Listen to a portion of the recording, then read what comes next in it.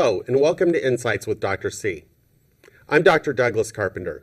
I and my wife, Mary Carpenter, are the owners of Insight Counseling Services in Rochester.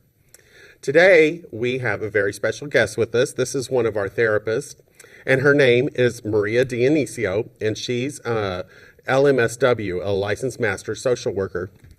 Welcome, Maria. Thanks for being on the show today. Thank you. Maria is an excellent therapist, and she is especially great with small kids. One thing I love about Maria's office is she has this tiny little chair in her office that's leather, and it's all cushy, and it's got its own ottoman, and it's just the right size for a toddler or grade school. The teens like it too. And oh, really? Yep. Teens like it too. So They do. Her office is just such a warm and inviting place for kids, but you don't only see kids. Tell me a little bit about the populations that you see. Sure. Well, I see all ages, but I'd say 75% are teenagers and younger, and then the rest are adults. Great.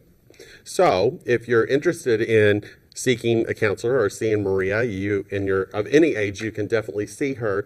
But like I said, I think she has a really special gift with kids. So today we're going to be discussing the topic of grief, and not just in kids, but in individuals of all ages. So, I think, Maria, when most of us think of grief, we just think it's only an emotional response, and it is an emotional response. So why don't we just start out with today's show, just kind of trying to define grief and tell us a little bit about grief. Sure, that's a great place to start. So a lot of times you think about the emotional piece, the sadness, maybe anger at being left alone, maybe some numbness, and a lot of denial. But there's also physical symptoms. You might not realize how draining it can be.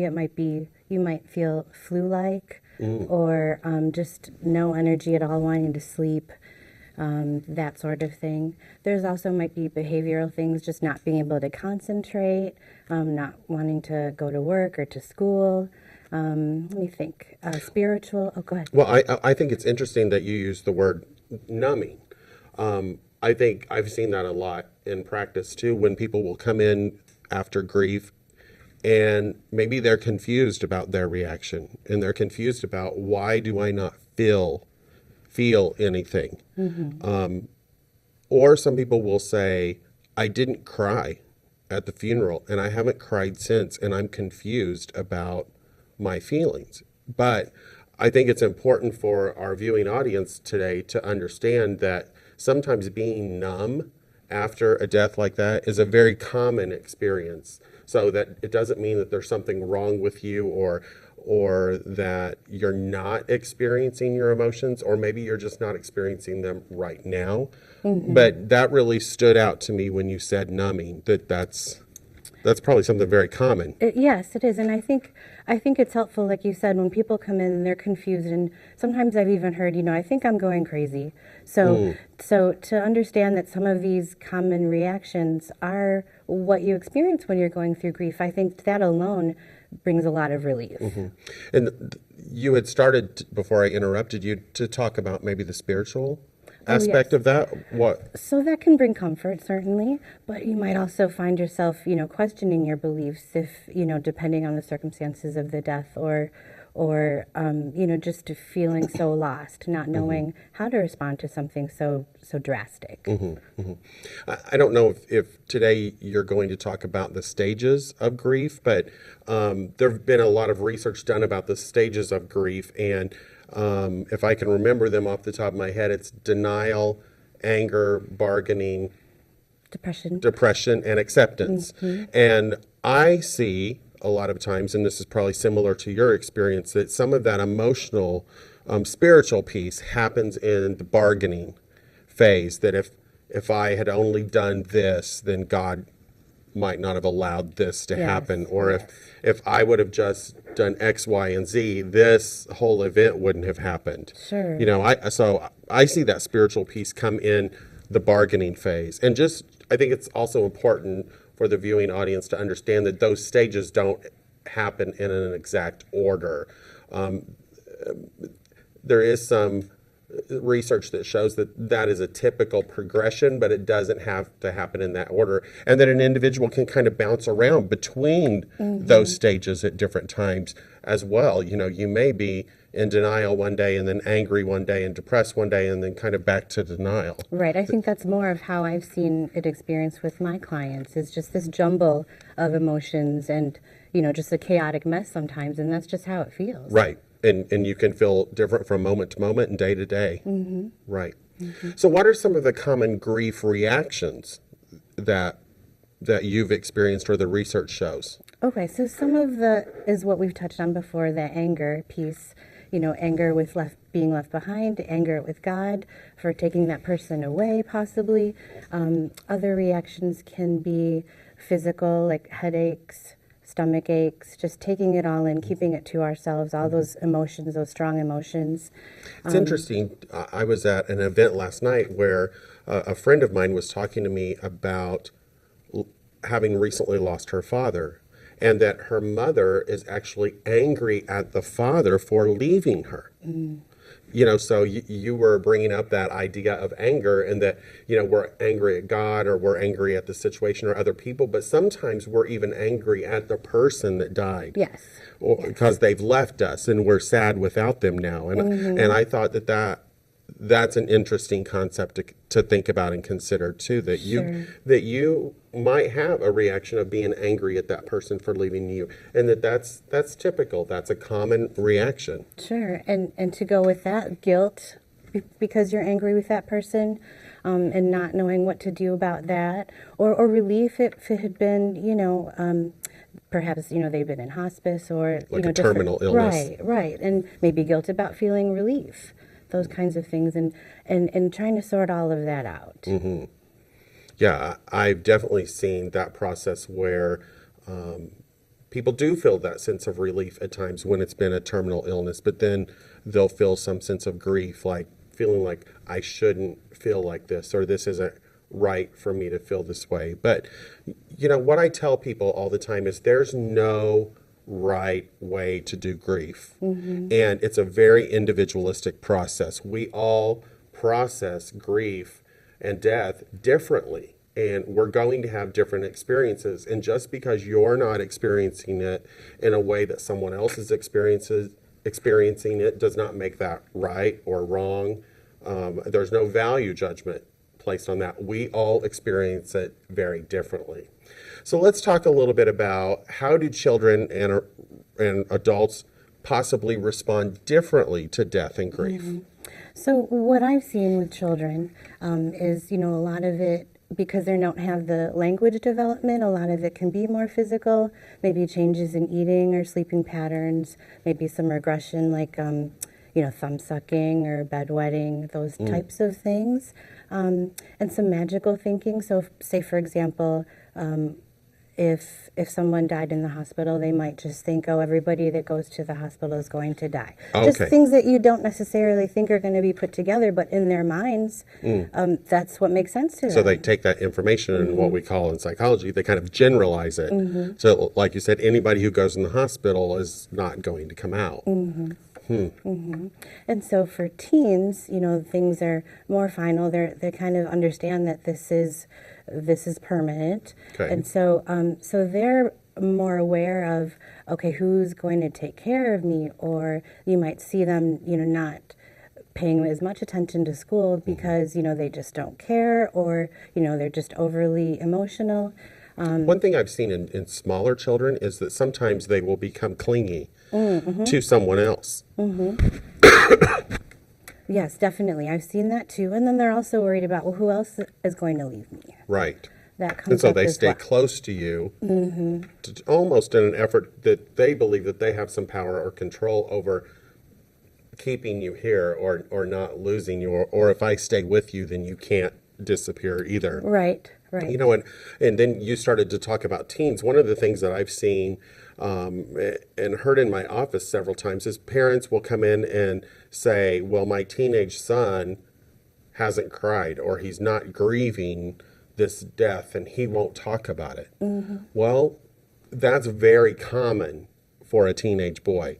They oftentimes do not express or talk about their feelings, but just because they're not expressing their grief in a way that you think they should doesn't mean that they're not working through it. or that they're not talking to a friend, or that they're not playing it out some way in their own activities. Right, right. They may be finding other support outside of family, because the other thing is they might be concerned about how you're going to react and make you feel worse. So sometimes they just keep their feelings to themselves or to their friends.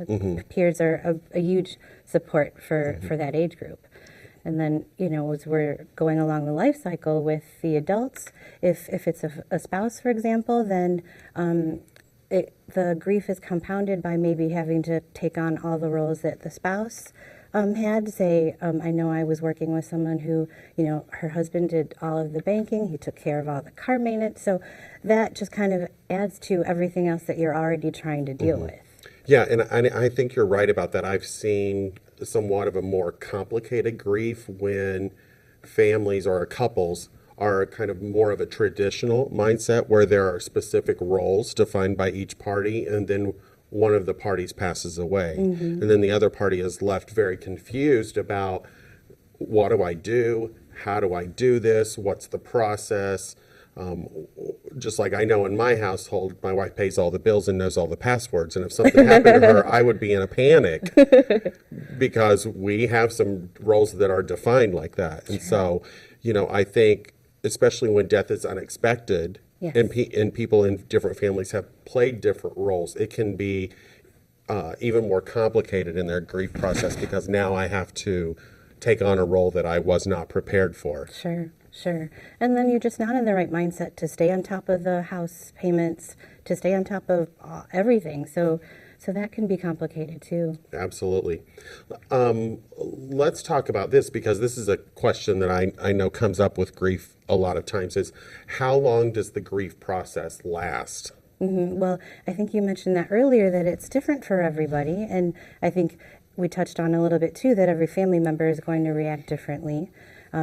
But I think there's a lot of factors also that go into how long it's going to last. I generally say, if you give yourself a year to go through, those the first birthday without them, the first holiday season without them. A lot of times I hear how just the whole first year is so blurry, and then they're kind of able to think through and make sense of, their day to day. Right. Yeah. But some of the things that make it more complicated are, perhaps the circumstances of the death, if it was sudden or expected. And even if it was expected, that doesn't mean that you know how you're going to handle it once that time comes. Right. Sometimes when we're prepared, if I can even use that word, Right. You do have time to think about your reactions, or there may be pieces of the relationship or the person that you're able to start letting go of over time before the actual death event occurs. And so sometimes, not always, that can lessen the grief process afterwards. But just like you said, just because you have time to prepare for it, sometimes the grief process is not any shorter after it actually happens because of the pain that's involved. True.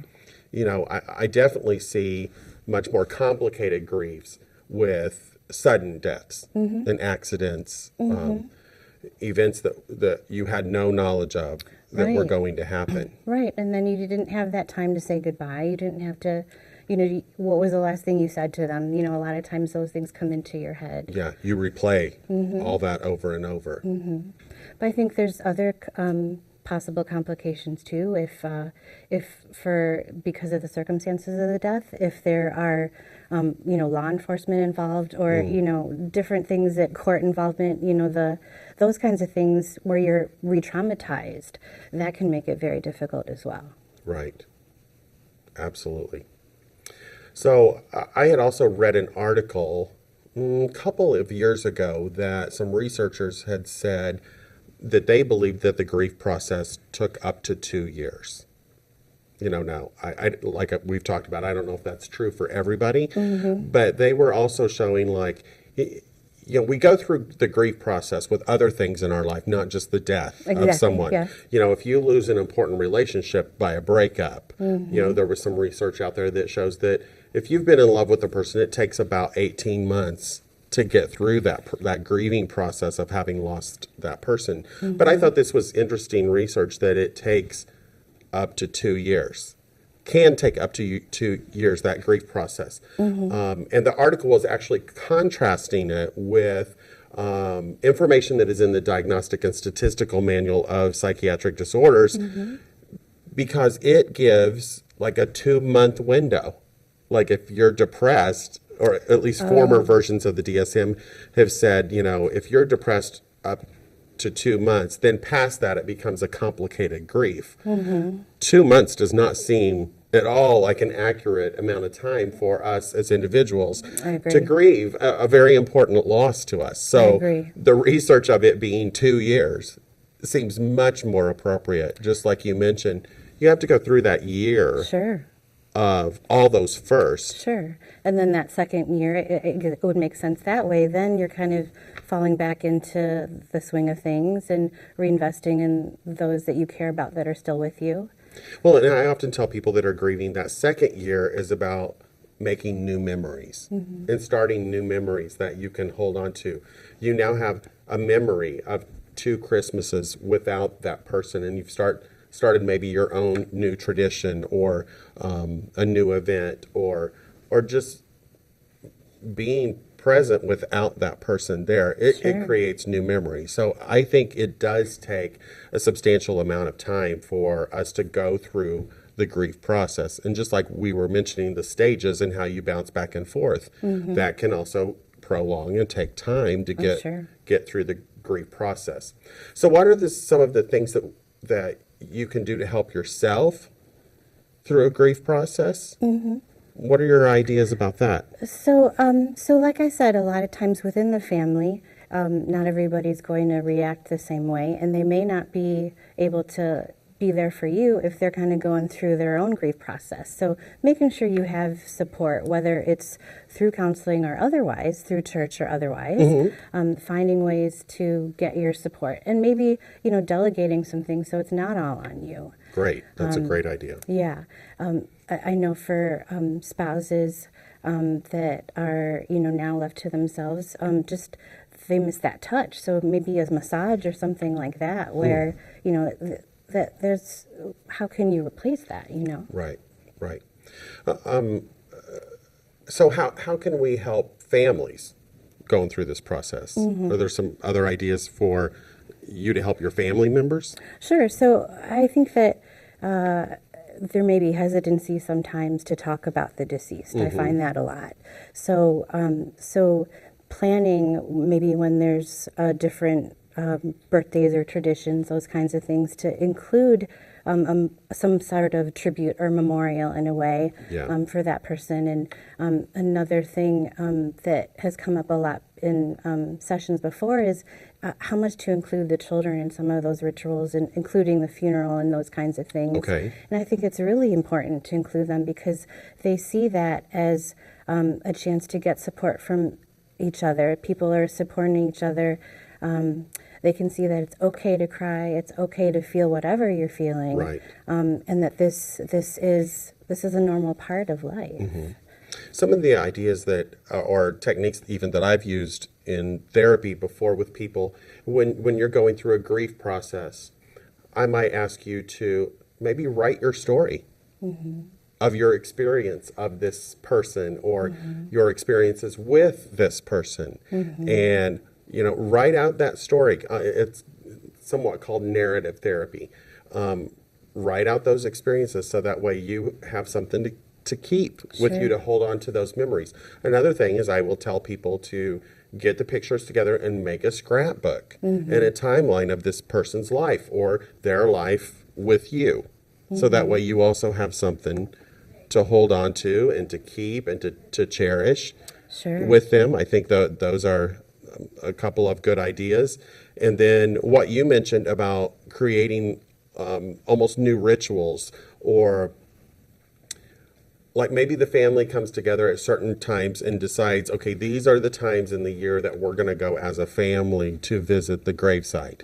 And that can still create a wholeness or a unity. Or I know some families who on Christmas morning, they still go to the gravesite as a family and visit their mother. so that way they still feel like she's included in part of their process. Right, right. So you can form new rituals and new ways to memorialize this person. I know some other families, especially that first year, they included a picture of, it was either their father or mother at the Thanksgiving dinner table, just to feel like they were still present with them. Mm-hmm. And I know a lot of people incorporate a prayer and then candles to symbolize that life that you're missing. So that's another way to remember that. Absolutely. And one thing that we talk about in psychology sometimes is something called a transitional object. It may be important for you to keep an item of the person who had died and keep them near you. Maybe keep a picture of them in your wallet or on your keychain or on your phone or as your screensaver, or keep something with you that's meaningful to you from this person, so that way you have a sense that they are still with you. Mm-hmm. You mentioned the narrative piece. Yes. And I find that for teenagers, the journaling is huge for them. And I think for all ages, but I find that they really grab onto that one. And I think too, just whether it's written or verbal, telling your story and getting that out, and feeling like as you continue to tell it, that you're not so emotional and you're finding yourself feeling better. Right. Like you said, remembering some of the more positive family traditions and those kinds of things. From a scientific standpoint, there's a lot of importance to our emotions finding a voice, and whether that voice be through verbal or through written expression. And there's a lot of research that shows that writing your emotions or your events or journaling accesses different parts of the brain and can then help you further work through a trauma or an experience that you emotionally need to work out. So I think that narrative piece is, in finding that voice, is important, whether it's through verbalized or writing skills, and they're both very important. And I remembered something else you said earlier as far as grieving, that it's not just through death, because there can be compound things when, say, you're having to move out because of circumstances, and so that adds to the grief process too. Right. Moving and even positive changes, birth of a child or marriage, you're saying goodbye to a different piece of your life, and that can be conflicting. Right. Let's turn the tables here a little bit. Let's talk about some of the mistakes that people maybe make through the grief process, and maybe some things that they do that they think this is good or helpful, but in the long run are not. Okay. So I've had some experience where parents, because they're trying to protect the children, have said things like, oh, this person's just sleeping, or to the trying to avoid that conversation and just not wanting to have that conversation with the child at all. So I think that lends itself back to the magical thinking that I talked about earlier, which then, if you kind of generalize it, then they put together different things of what might happen to them if they do the same thing that this person did, or if they sleep at that person's house and that's what happened to them, then those things might happen to me. So to try to avoid, I know there are more age-appropriate things to say at different ages, but to avoid, just not even the conversation, I think that lends itself to making things, I think children may, in their minds, make it uglier than it is if that's the case. I know that from a cognitive standpoint, that children are able to understand the concept of death around the age of 5. That before that, it's a difficult concept for them to understand, and they may not grasp it. But after age 5, they can't understand it, and if you find a way to explain it to them in a helpful way, they can grasp it. For the younger ones, I have a book that I like to use where they can color in these balloons and talk about things that they miss, but then things that they also still have left. And that's a nice way for them to kind of conceptualize it. Yeah, it kind of goes back to that transitional object. Something they can hold on to. Yes. Great. So we're talking about don'ts. Another don't might be as far as avoiding the conversation at all, because I think that, like we talked about, the family members are going to react differently, and they might go outside of the family because they're not wanting to hurt each other. So I think to create a space where it's safe to talk about whatever, even if it's anger, even if it's negative in their minds, to create that space where they can just come together and be there for each other. Obviously, it won't be all the time if and probably different people, different family members are going to take on the different roles of being the supportive person, and then next week you're going to be the one that falls apart.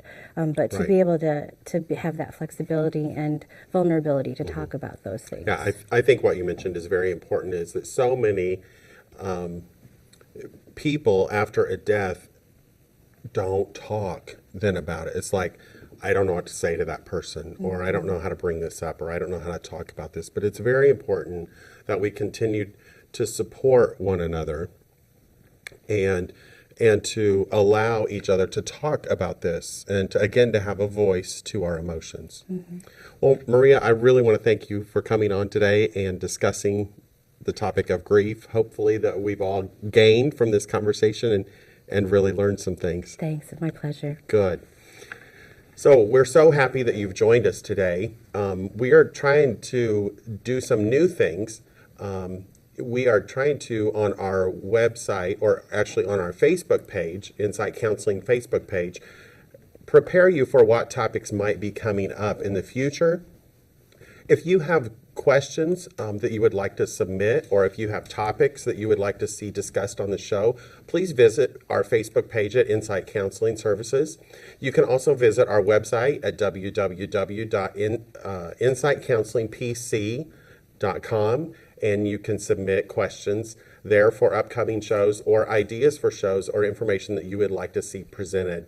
We are happy to serve the general public through counseling and through informing you of psychological information through our show Insights with Dr. C. So I want to thank you so much for joining us today. And until next time, live well.